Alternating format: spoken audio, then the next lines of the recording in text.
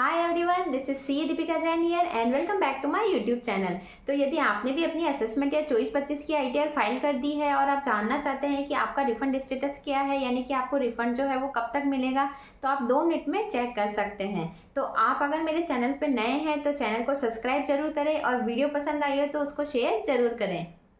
अब यदि आपने असेसमेंट ईयर 24-25 का आईटीआर फाइल कर दिया है और आप चाहते हैं कि आपका रिफ़ंड चेक करना कि आपके बैंक अकाउंट में क्रेडिट हुआ है या नहीं हुआ है, तो वो आप कैसे चेक करेंगे। आपको इनकम टैक्स पोर्टल पर जाना है, यहाँ पर आपको लॉगिन करना है। जैसे ही आप लॉगिन करते हैं तो आपके पास स्क्रीन जो है ये ओपन हो जाती है। यहाँ पर अगर आपका असेसमेंट ईयर 24-25 का कोई रिफ़ंड अवेटेड है तो यहाँ पर शो हो जाता है कि आपका कितना अमाउंट जो है रिफ़ंड का पेंडिंग है। अब यहाँ पर 4 स्टेप्स है, ये चारों स्टेप्स अगर आपके क्लियर हो जाते हैं तो ही रिफ़ंड जो है वो आपके बैंक अकाउंट में क्रेडिट किया जाता है।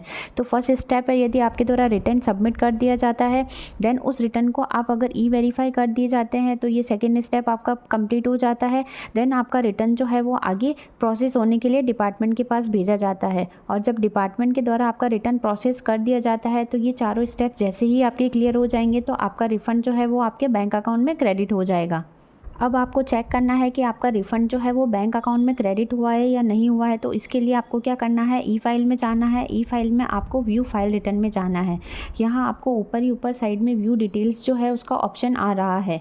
यहाँ पे आप जैसे ही क्लिक करते हैं तो आपके पास पूरी डिटेल यहाँ पे अवेलेबल हो जाती है कि आपका रिफ़ंड जो है वो क्रेडिट हुआ है या नहीं हुआ है। अब मान लो आपका असेसमेंट ईयर 24-25 का रिफ़ंड अभी तक क्रेडिट नहीं हुआ है। अब असेसमेंट ईयर 23-24 में अगर हमको रिफ़ंड देखना है तो हम व्यू डिटेल में जाके देख सकते हैं। जैसे कि असेसमेंट ईयर 23-24 में आपका 310 रुपये का रिफ़ंड आया है, जो कि आपके बैंक अकाउंट में क्रेडिट हुआ है 26 दिसंबर 2023 को। तो ऐसे आपका रिफ़ंड स्टेटस जो है वो शो होता है। तो यहाँ पर जाके आप चेक कर सकते हैं कि आपका रिफ़ंड जो है वो असेसमेंट ईयर 24-25 का क्रेडिट हुआ है या नहीं हुआ है। यदि आपको यहाँ से पता नहीं चल रहा है कि आपका रिफ़ंड जो है वो बैंक अकाउंट में क्रेडिट हुआ है या नहीं हुआ है, तो आप सर्विसेज में जाके नो योर रिफ़ंड स्टेटस में जाके देख सकते हैं। यहाँ पे आपको जिस भी असेसमेंट ईयर का रिफ़ंड देखना है वहाँ पे आप क्लिक करेंगे और नीचे सबमिट पे क्लिक करेंगे तो आपके पास स्क्रीन पे शो हो जाएगा कि आपका रिफ़ंड जो है वो क्रेडिट हुआ है या नहीं हुआ है। अब यहाँ पर हम असेसमेंट ईयर 24-25 का देखते हैं कि क्रेडिट हुआ है या नहीं हुआ है। तो असेसमेंट ईयर 24-25 का जैसे ही हम सबमिट करते हैं तो यहाँ पर कोई रिकॉर्ड फाउंड नहीं है, यानी कि अभी आपका रिटर्न जो है वो अंडर प्रोसेस है, प्रोसेस नहीं हुआ है, इसलिए यहाँ पे रिफ़ंड स्टेटस जो है वो आपका शो नहीं हो रहा है। तो अभी तक आपके असेसमेंट ईयर 24-25 का जो रिफ़ंड है वो बैंक में क्रेडिट नहीं हुआ है, क्योंकि आपकी अभी तक आईटीआर जो है वो प्रोसेस नहीं हुई है। आपकी आईटीआर सिर्फ अभी तक सबमिट ही हुई है, तो जब तक वो प्रोसेस नहीं होगी तब तक आपका रिफ़ंड जो है वो शो नहीं होगा। अब हम असेसमेंट ईयर 23-24 का रिफ़ंड स्टेटस जो है वो चेक करते हैं। तो यहाँ पर हमको असेसमेंट ईयर 23-24 सेलेक्ट करना है, देन सबमिट करना है।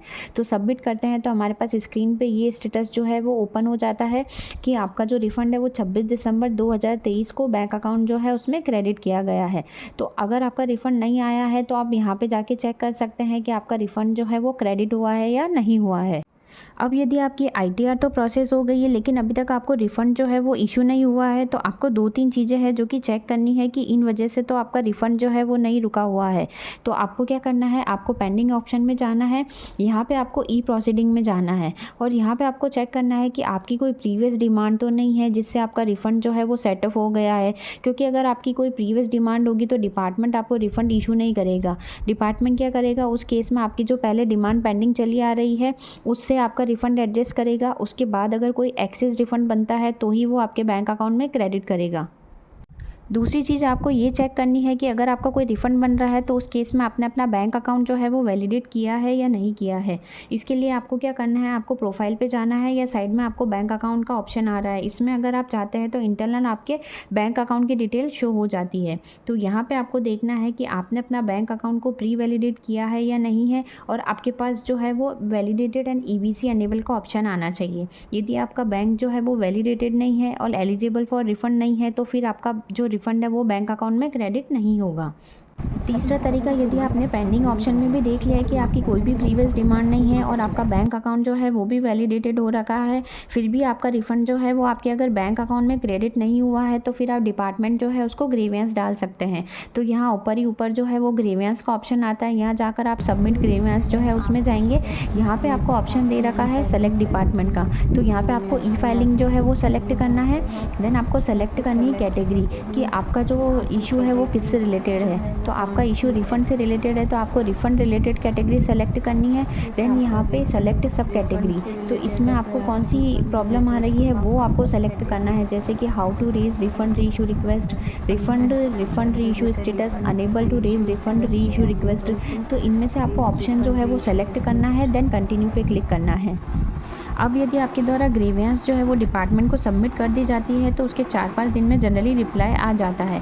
तो आप ग्रीवेंस में जाएंगे, वहाँ नीचे व्यू ग्रीवेंस स्टेटस का ऑप्शन दे रखा है, यहाँ पे आप जाते हैं तो यहाँ पे आप देख सकते हैं कि डिपार्टमेंट जो है उसका क्या रिप्लाई आया है और आपकी प्रॉब्लम जो है वो सॉल्व हुई है या नहीं हुई है। तो ये 2-3 चीज़ें हैं जो कि आपको देखनी है अगर आपका रिफ़ंड क्रेडिट नहीं होता है तो आई होप आज की जो ये वीडियो है वो आपके लिए यूजफुल रही होगी। वीडियो से अगर कुछ सीखने को मिला हो तो चैनल को लाइक शेयर एंड सब्सक्राइब करना ना भूलें। मिलते हैं ऐसी किसी नेक्स्ट यूजफुल वीडियो के साथ, तब तक के लिए बाय बाय।